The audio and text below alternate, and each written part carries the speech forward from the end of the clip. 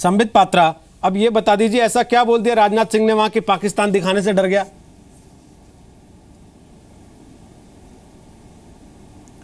देखिए वो भी बताऊंगा, मगर सुमित जी सबसे बड़ी बात है कि आप ये 2 दिन देखिए, कल का दिन और आज का दिन, पूरे विश्व में क्या संदेश जाता है। कल हिंदुस्तान के लिए एक बड़ा दिन था। हिंदुस्तान की डेमोक्रेसी के स्वरूप को पूरे विश्व ने कल देखा जब राज्यसभा में इतनी खूबसूरती के साथ जीएसटी पर चर्चा हुई और वो बिल पारित हुआ। पूरे विश्व ने देखा कि किस प्रकार डेमोक्रेसी होता है। और परसों से पाकिस्तान में पूरा विश्व क्या देख रहा है, जब राजनाथ जी पाकिस्तान नहीं जा रहे थे, सार्क समिट अटेंड करने जा रहे थे, जो कि साउथ ईस्ट एशिया का एक कॉन्ग्लोमरेशन है जिसमें साउथ ईस्ट एशिया के बड़े बड़े देशों का उठना बैठना है।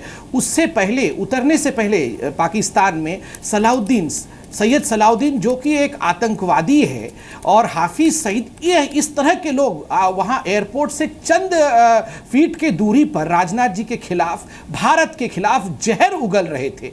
एक तरफ आप ब्लॉक करते हैं, यहां ब्लैकआउट कर देते हैं, एक तरफ हिंदुस्तान में पूरे राज्यसभा का प्रसारण होता है। आप देखिए डेमोक्रेसी वर्सेस डिक्टेटरशिप, हिंदुस्तान की डेमोक्रेसी की खूबसूरती, हिंदुस्तान की लोकतंत्र की खूबसूरती और पाकिस्तान की डिक्टेटरशिप, ये कॉन्ट्रास्ट 2 दिनों में पूरे विश्व में गया है। आप ब्लॉक करने की बात करते हैं साहब, आपने राजनाथ जी की भाषण को नहीं दिखाया। राजनाथ जी ने वहां पर गुड टेररिज्म और बैड टेररिज्म और किस प्रकार से आप वह देश हैं जिसके खिलाफ बांग्लादेश और अफगानिस्तान भी खड़ा हो चुका है, उसके के विषय में कहा। किस प्रकार से उन्होंने कहा, पाकिस्तान को खरी खरी सुनाई कि आप एक तरफ तो कहते हैं कि आप आतंकवाद से पीड़ित हैं और दूसरी तरफ दूसरे मुल्कों पे आतंकवादी भेजकर उन्हें बर्बाद करने की कोशिश करते हैं। तो स्वाभाविक रूप से इस प्रकार के हिपोक्रेट एटीट्यूड, इस प्रकार के दिखावा का एटीट्यूड आपका चलने वाला नहीं है। उनने आपकी पोल खोली है। देखिए रोहित जी, चंद महीनों से आप देखिए 2-2 पिक्चरों की, फिल्मों की, जो कि हिंदुस्तान सेंट्रिक फिल्म थी और जो पाकिस्तान की हकीकत को बयां करती थी, उन फिल्मों को पाकिस्तान में बैन कर दिया गया। अब राजनाथ जी के भाषण को, जहां राजनाथ जी उन तमाम देशों की पीड़ा को रख रहे थे जो आतंकवाद, जो पाकिस्तान स्पॉन्सर्ड आतंकवाद है, उसके खिलाफ उन्होंने कहा, उसे ब्लॉक कर दिया गया। आप क्या सोचते हैं ये चंद पिक्चर और भाषण बंद कर देने से आपके हकीकत को दुनिया नहीं जानेगा? आज का ही अखबार पढ़ लीजिए साहब, $300 मिलियन जो आपको अमेरिका से मिलने वाला था, वो अमेरिका ने ब्लॉक कर दिया है। एस्टन कैटर, जो डिफेंस मिनिस्टर है यूनाइटेड स्टेट्स के, उन्होंने क्या कहा कि ये जो दिखावा कर रहे हैं आतंकवाद के खिलाफ लड़ने का पाकिस्तान, ये मात्र दिखावा है, कोई लड़ाई नहीं कर रहे हैं, कोई मदद नहीं कर रहे हैं, इसलिए जो रकम आपको मिलनी थी वो रकम ब्लॉक कर दिया गया है। यूएन ने भी आज के दिन, यूएन ने भी सरताज अजीज के उस चिट्ठी को ठुकरा दिया है जिसमें आपने कश्मीर के लिए कहा था। मैं सिर्फ इतना बता दूं कि यूएन ने कह दिया है Kashmir is integral part of India, it is a bilateral issue, और वहां ऑब्जर्वर केवल और केवल सीज फायर वायलेशन के लिए एलओसी पर है। तो इसलिए खैर मनाइए कि अभी तक हमने आपको कुछ कहा नहीं है, और आगाह करता हूं, आंख उठा के कश्मीर की तरफ मत देखिएगा शौकत साहब, आंख उठाकर भी मत देखिएगा। एक चीज और है, आज पानी पीजिए, आज जो कुछ हुआ जयवीर शेरगिल, उसमें नवाज शरीफ की बातों में, पाकिस्तान की तरफ से कही गई बातों में कश्मीर का जिक्र नहीं था, और भारत ने साफ तौर पे 2 टूक शब्दों में ताल ठोक के कहा है वहां पर कि पाकिस्तान आतंकवाद का महिमा मंडन करना बंद कर दे। लेकिन जयवीर, इतना लंबा इतिहास है भारत पाकिस्तान संबंधों का, उसमें कड़वाहट भी आई है, उसमें मिठास भी लाने की कोशिश की गई है। परिस्थिति कोई भी रही हो, भारत ने क्या कभी बुला के, आपको याद पड़ता है, पाकिस्तान के साथ यह किया हो कि साहब आपकी बात बाहर सुनाई नहीं देने देंगे, बंद कमरा करके करेंगे बात जो भी करनी है आपको? रोहित जी देखिए, सबसे पहले तो जो आज हमारे होम मिनिस्टर राजनाथ सिंह जी ने कहा, बिल्कुल 100% सच्ची बात कही, शब्द बाय शब्द। अगर मैंने उनकी स्पीच जो ट्विटर पे आ रही थी वो सुनी, पर दुर्भाग्य और दुख इस बात का है कि पेशावर में 135 से ज़्यादा बच्चे मर गए। आतंकवाद और आतंकवादी इनके मुल्क को अजगर की तरह निकल रहे हैं। हकानी नेटवर्क और हफीज़ सैयद इनके मुल्क की लगाम संभालते हैं। हिंदुस्तान के लोगों की तो बात बाद में करता हूँ, ये अपने पाकिस्तान के लोगों को अपनी नवाज शरीफ साहब किस तरह अपनी शक्ल दिखा रहे हैं। आज हमारे होम मिनिस्टर साहब ने कहा क्या, सार्क था, साउथ एशिया सिक्योरिटी समिट, उस माहौल में हो रहा है जब आईसिस 50,000 स्क्वायर किलोमीटर से ज़्यादा टेरिटरी आज हासिल करना चाहता है, आए दिन जाने जा रही हैं। उस माहौल में कहा कि आतंकवाद का मज़हब नहीं होता, क्या गलत कहा? उस माहौल में कहा कि आतंकवादियों की ताजपोशी नहीं होनी चाहिए, क्या गलत कहा? कौन सी बात आपको चुप गई? क्या वो पेशावर के, फिर दोहरा रहा हूं, बच्चे जो मासूम बच्चे 150 से ज्यादा मरे थे, उनके जो पीड़ित परिवार हैं उनका आपको कोई ख्याल नहीं है? क्योंकि आज भी आतंकवादियों को आपने आतंकवाद के जो खिलाफ हमारी लड़ाई है उससे ऊपर अहमियत दी है। दुख इस बात का है। दूसरा, हम नहीं, पूरा जो हमारा ये अंतर्राष्ट्रीय स्तर पे एक भी चर्चा है कि पाकिस्तान आतंकवादियों का एक स्वर्ग है। आपने फिर से वो साबित कर दिया। आप कौन सी सदी में रह रहे हैं? आंखें बंद कर लेने से असलियत नहीं बदल जाती। ये 21वीं सदी है, टेक्नोलॉजी का जमाना है।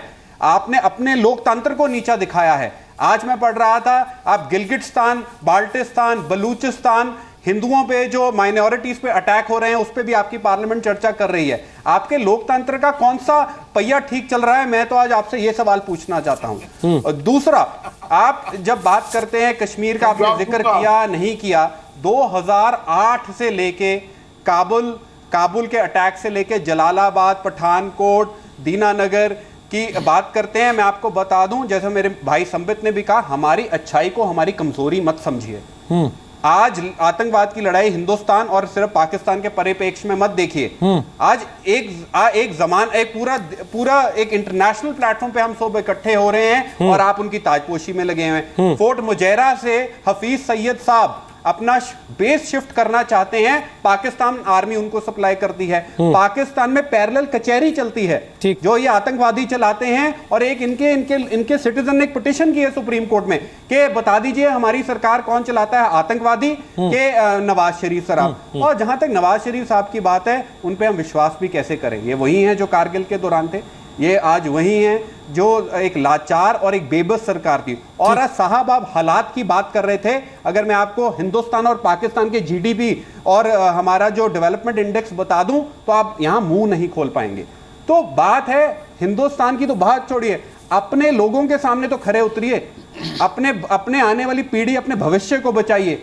आए दिन आपके बॉम्ब ब्लास्ट होते हैं, कोई जो एक्टर है उसको दिन दिहाड़े मार दिया जाता है। जितने आपके पीआईएल पिटिशनर थे जो मीडिया में जाके गवर्नमेंट को एक्सपोज करते हैं, उनको गली बीच चौराहे आतंकवादी उनकी हत्या करते हैं और नवाज शरीफ साहब ताली बजाते हैं। तो देखिए, हिंदुस्तान अपने आप को संभाल लेगा, हम सर्वश्रेष्ठ हैं, पर ये आतंकवाद का जो अजगर है ये पाकिस्तान को निगल जाएगा और निगल रहा है, और आप दलदल में फंस रहे हैं। जाग जाइए इससे पहले कि बहुत देर हो जाए। शफकत सईद साहब, आप काफी खुश दिख रहे हैं। ऐसा लग रहा है कि जयवीर शेरगिल आपकी अचीवमेंट्स की लिस्ट पढ़ के सुना रहे थे तो आपको बड़ा अच्छा लग रहा था। आप बोलिएगा। सर, मैं एक छोटी सी चीज आप ही से पूछ रहा हूँ।